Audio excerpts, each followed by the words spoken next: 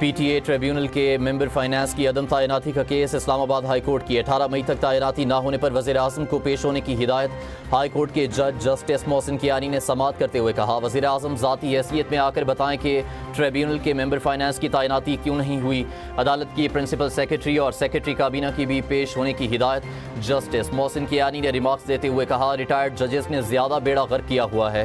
Retired ججز کو tribunals میں جانے کا زیادہ شوق ہے، رات کو ان کو سلیوٹ یاد آتے ہیں تو وہ سونے نہیں دیتے۔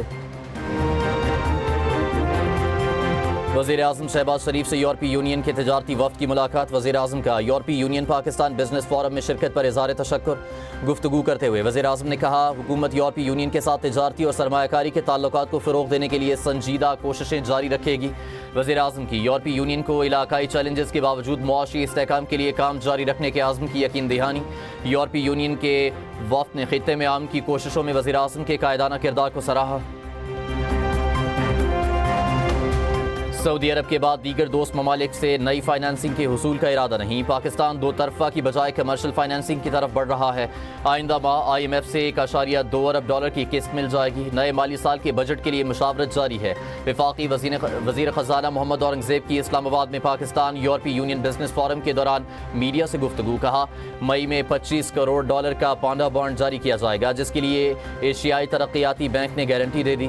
چینی حکام کے ساتھ بات چیت آخری مرحلے میں ہے۔ وزیر خزانہ کا کہنا تھا، مشرق وسطی جنگ کے باعث انرجی انفراسٹرکچر متاثر ہوا، ترسیلات زر متاثر نہیں ہوئیں، کھاد اور فوڈ سیکیورٹی کا بھی کوئی ایشو نہیں۔